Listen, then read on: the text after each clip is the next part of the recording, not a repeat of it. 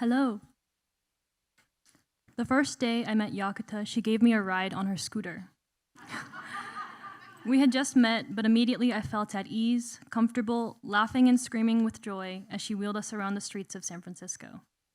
That's who Yakuta is. She makes you feel cared for and shows you that you belong. Yakuta touches countless lives in the Bay Area through her role as Associate Director of Community Stewardship and Engagement with the Golden Gate National Park Conservancy, where she has worked for 10 years. In this role and with her team, Yakuta creates programming that connects Bay Area communities with each other and with nature, working to widen circles and promote inclusivity in the outdoors. Some of this programming includes wellness and wildflower walks at the Presidio, birding hikes on Hawk Hill, and conversations around topics like what kind of ancestor do you want to be. She also facilitates stewardship events that highlight cultural observances like Eid, Diwali, and Dia de los Muertos, encouraging people to appreciate the multicultural landscape of the Bay Area and to see themselves and their cultures and customs in nature as they plant native species, tend parklands, and learn about local wildlife. In addition to her work at the Golden Gate National Park Conservancy, Yakuta also serves on the California Landscape Stewardship Network's Justice, Equity, Diversity, and Inclusion Roundtable and on the board of Together Bay Area. As Yakuta says, she's always asking herself, how do I use my power and privilege? How do I support these communities? And she does this every day through her work. We are all made better for it. Thank you, Yakuta, for all that you do and for shining your light in the Bay Area. On behalf of Bay Nature, I'd like to present the 2024 Community Hero Award to Yakuta Poonawalla.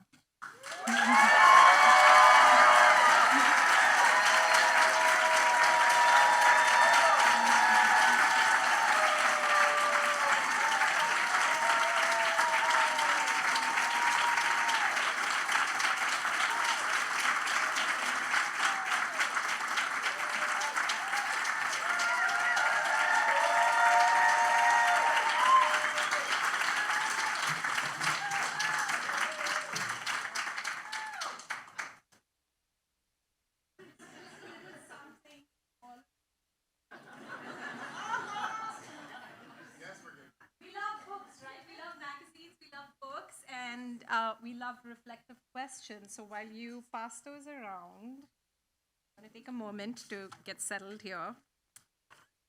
Thank you all for being here. My heart is exploding for all the right reasons. And I'm deeply connecting with you all. Where's the clicker? Oh, right.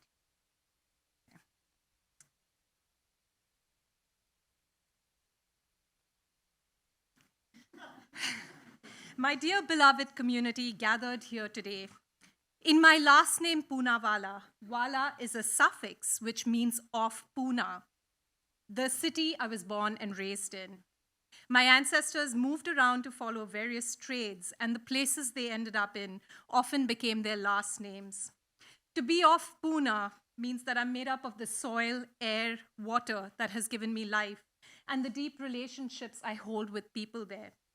Now, having worked with the Golden Gate National Parks for 11 years, I can confidently say that I have become a parkwala.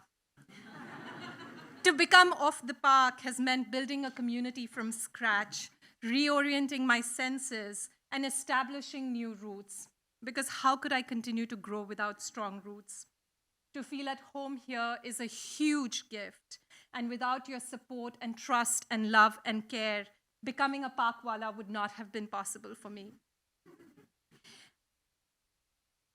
I grew up on the 6th floor of an apartment building surrounded by several other buildings that are so close to each other that you can look into your neighbor's home and know what they're cooking for a meal, or watch a television show with them without leaving the comforts of your home. But where one could have focused on the mundane, clotheslines and other paraphernalia, for young Yakuta's impressionable mind, other observations were far more interesting and illuminating. Her neighbors' caring nature towards the only potted plant they had, or the spreading of breadcrumbs on window ledges every morning for the arrival of the pigeons and crows. I was noticing the intertwined daily rites and rituals of humans and nature, the rising and setting of the sun and the moon, the symphony at dawn comprising of the azan, which is a Muslim call to prayer, mixed in with the mesmerizing calls of the pigeons and the crows and the parrots and the kites and the koals and the howling of street dogs. Some neighbors walked to the market every morning, accompanied by these bird songs and flowers in their hands, while others lit candles and incense at dusk with urban bats flying overhead. My entire world was shaped within this tiny radius, a social, religious, and multicultural hub where the routines and rhythms of humans and nature are entangled and inseparable. To me, this world was filled with warmth and liveliness, an environment of belonging. Oh, I have to point here. An environment of belonging where no one felt secluded or isolated, but a sense of interconnectedness. Ma and Dad referred to this warm, alive feeling as Vasti, and at first subconsciously, but then today very intentionally, I strive to bring this feeling to our parks here. I have witnessed firsthand that when we start from a place of love, care, curiosity, and attentiveness, our hearts and minds that comprise of our individual identities, faiths, and beliefs can challenge the existing dogmas and systems that divide, dominate, and separate, and instead create conditions where all life can thrive and belong.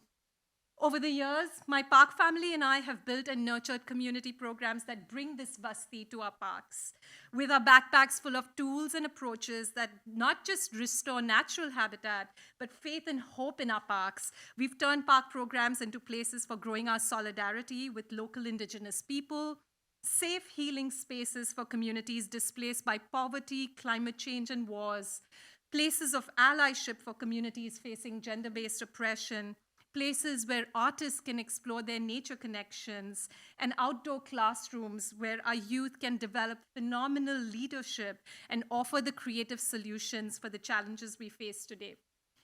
Following the seasons of nature and inspired by worldwide cultural observances, our programs turn into reflective gathering spaces, offering a window of curiosity, awe, and wonder, just like the one I had while growing up in India.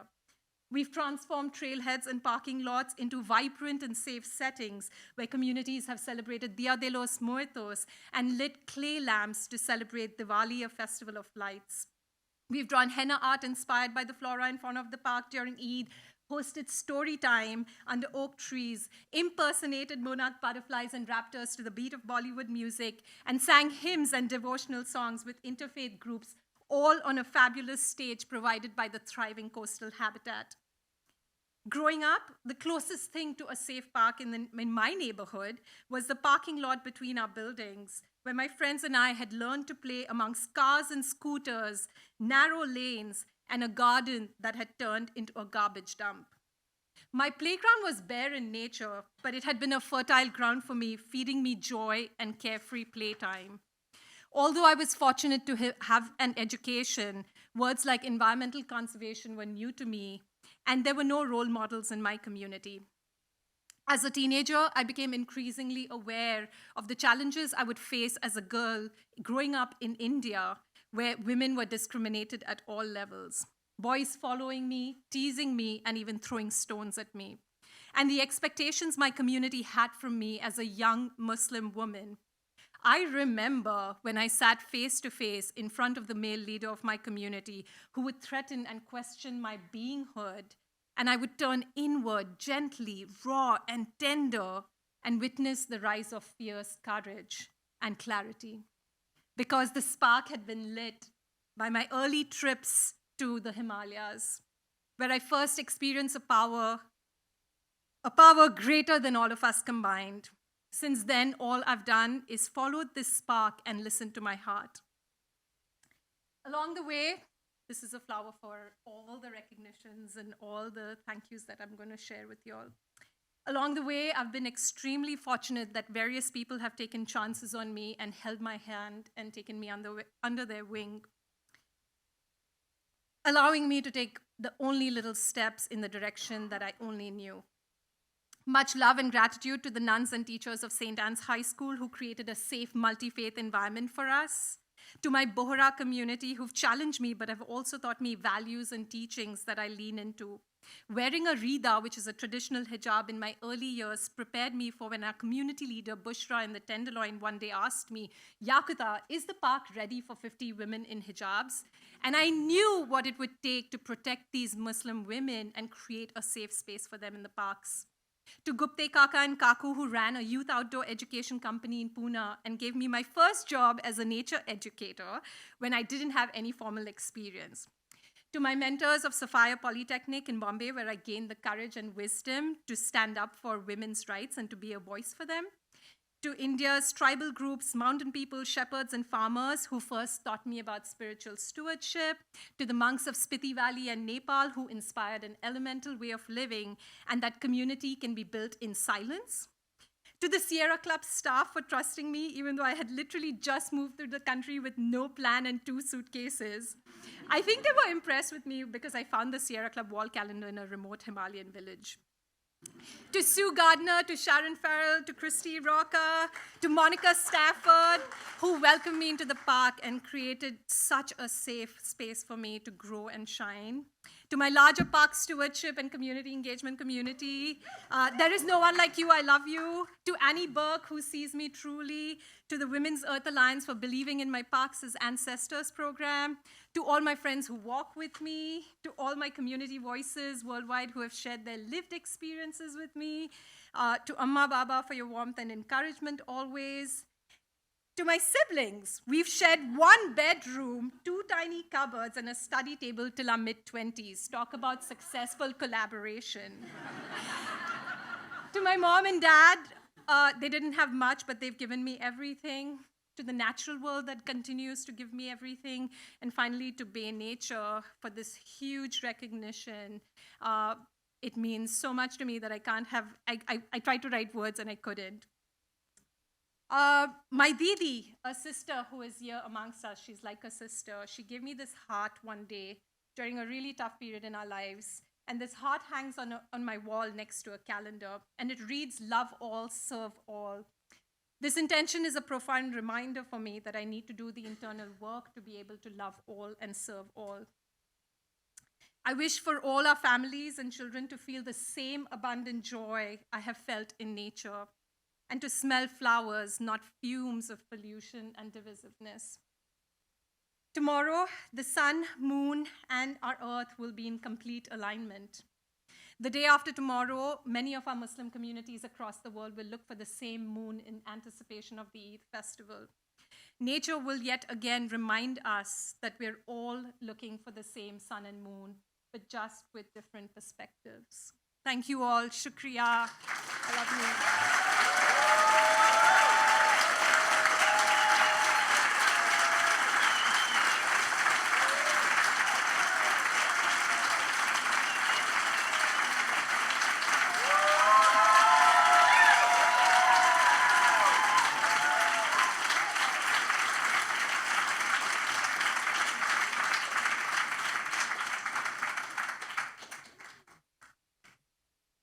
There, it didn't move. That was the last line.